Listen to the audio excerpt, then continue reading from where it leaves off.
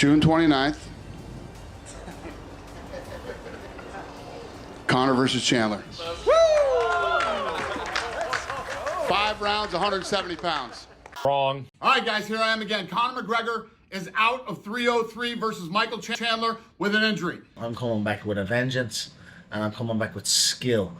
So I'm excited to show my skills, my man, yeah? Good luck with that. Good luck with that. 35-year-old Conor McGregor's finally back in action after a 3-year layoff and career-ending injury. He's drinking, smoking daily, and not many people believe in his comeback. But Ryan Garcia's story showed the world that not everything you see on the screen can be true. And as McGregor's longtime rival stated, if there's a man who can bounce back after such an injury, his name's Conor McGregor. There were times when the words of this man were taken into quotes, and they were really prophetic. Every fighter feared his aura, but now, on the contrary, everyone wants to bite off their piece of the pie, getting their own red panties night. But as the Irishman himself said to his next opponent, be careful what you wish for.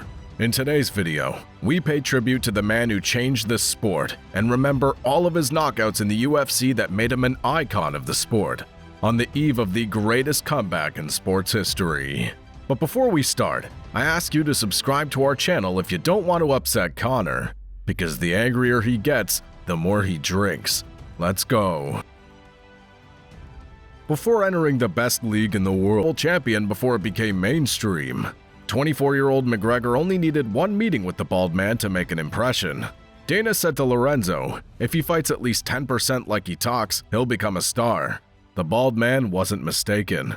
Conor got a worthy opponent for his debut, who was on a 3-fight W streak, but McGregor was a slight favorite. After the first bell, Brimage ran at Conor's face and started doing exactly what you shouldn't do against Conor. After the first clean counter by karate stance to young and hungry McGregor, Marcus showed us a nice flashy chicken dance, but he didn't change his tactics and was caught by a nasty combo with an uppercut and check hook, which made the referee stop this beating. 1 minute was enough for Conor to send Marcus to the place where time doesn't exist and make a big statement. Dana, 60 G's, baby! After defeating Holloway on one leg, showing the world that he's not just a striker, McGregor's position in the UFC strengthened, and Conor received another test in the tough Brazilian. The most remarkable thing was that just in his third UFC bout, the Irishman headlined a tournament in his hometown. Once again, the Notorious one got into Diego's head saying that he's not on his level, and Conor promised to finish the Brazilian as fast as he can. And to be honest, it was the day when Mystic Mac was born. Conor was loose and light on the feet, throwing many kicks countering the Brazilian with his left rifle. Diego wobbled Brandao with an explosive spinning kick, and as soon as Conor locked Diego over the fence, it was already over. Fate. Straight left and goodbye. The Irish crowd was screaming, while McGregor scored another first-round knockout. There were some times when Dustin Poirier fought at 145, and it was long before he actually earned his nickname, the Diamond. But even back in 2014, he was already an experienced guy with 8 Ws in the UFC. Being number 5 in the world, the future Diamond was an underdog, but this didn't stop the Irishman from starting a real trash talk war against the Cajun. His chin is deteriorating. Every single contest he gets in, he hits one knee. He does a gust of wind and he does the chicken dance. You know what I mean? Coming up against me, that's not going to be good. You know? I like to look good and whoop ass. It's what I do best.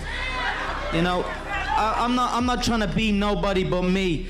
You know, September 27th, I'm gonna rip Dustin's head clean off. You know, it makes no difference about nothing. Dustin, a little pea head.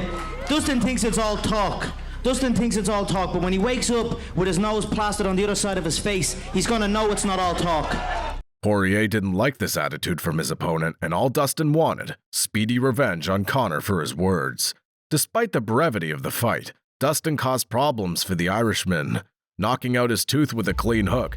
But as soon as McGregor landed his hook, DP ended up on his knees, and the referee had to stop the fight to save DP's future career. Once again, McGregor shocked the MMA world, asking for his deserved title shot.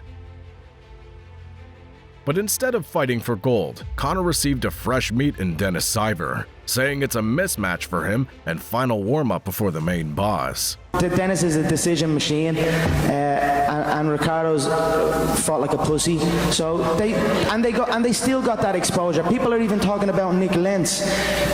Who gives a shit about Nick Lentz, really? Now, before I came along, they can say all they want, but they're up here, they're trying to talk like I'm trying to talk, they're rocking the suits and everything, you know what I mean? But there is only one. McGregor put up a clinical performance against the veteran, demolishing him with everything he had. Capoeira kicks, sharp boxing, and unreal reflexes. It seemed like we were watching a battle between athletes from different worlds, and as soon as Conor had enough of his victim, he finished him off in a brutal way. The undisputed world champion was watching this fight, and as Conor finished his business, he immediately found Aldo in the crowd. The rest's history.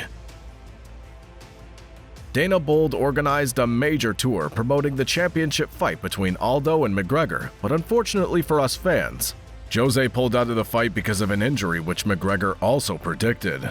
If I'm being honest, I could see a fight between myself and Jose being scheduled for a stadium in Croke Park or Aviva, and then I could see Jose pulling, but I could see Frankie stepping in. The UFC immediately contacted the eternal contender, Chad Mendes, and scheduled the fight for interim belt. The winner would be facing Aldo for an undisputed gold later this year.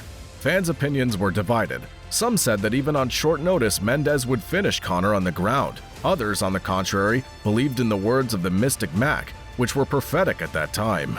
Conor, do you know what wrestling is? I could rest my balls on your forehead. Yeah, I know. So This fight was a real test of McGregor's character, will to win, and spirit, which he successfully passed. Mendes took McGregor down several times and was winning the fight until he decided to put Conor in the guillotine, but unfortunately for the American, his gas tank was already emptied.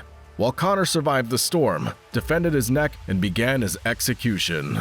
Conor locked Chad over the fence, hurt him bad with a couple of punches, followed by a perfectly executed middle kick, and shot Mendes down with his deadly weapon. Conor closed his eyes and opened them in tears. He's the new interim UFC champion, and Aldo won't escape him. 18W streak, pound for pound king, and undefeated in the UFC.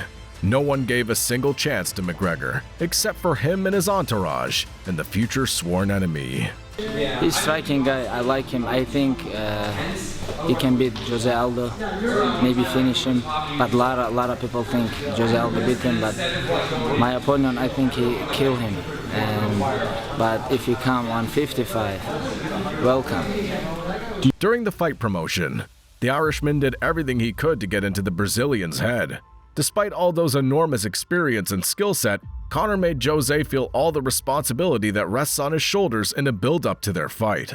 I honestly, the first thing I said to him was, wow, I didn't think I'd see you again. So I was actually happy to see him. I shook his hand, I embraced him, I gave him a little cuddle, I told him everything's gonna be A-okay. It will be over before you know it. Just please show up December 12th. So I don't want to scare him anymore. He's petrified. He went running before. So now I'm going to take the opposite approach. Cuddle him, look after him, whisper sweet nothings, tell him it's going to be all right. It will be over quick. And hopefully get him into that octagon December 12th and then end his career. The odds for this fight were close. Most analysts favored the Brazilian because of his experience and durability. But something happened that night that changed the game once and for all. In 13 seconds of this fight, or as Conor likes to say, in 12, we saw a lot. Conor expected a hook from Jose and predicted exactly how he would win this fight. And at the moment when Aldo threw his hook, McGregor was no longer there. He's fast and powerful, but precision beats power and timing beats speed. On December 11th, 2015, the takeover of the UFC was officially completed.